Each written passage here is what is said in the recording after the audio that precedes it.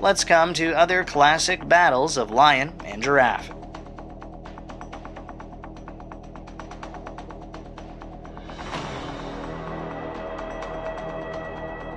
Giraffes are distinguished by their extremely long necks, which can reach more than 2 meters. They may look silly, but they're not creatures to play with.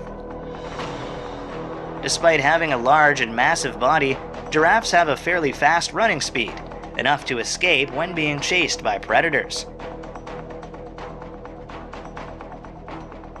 A lioness jumped up to attack the neck of the giant prey.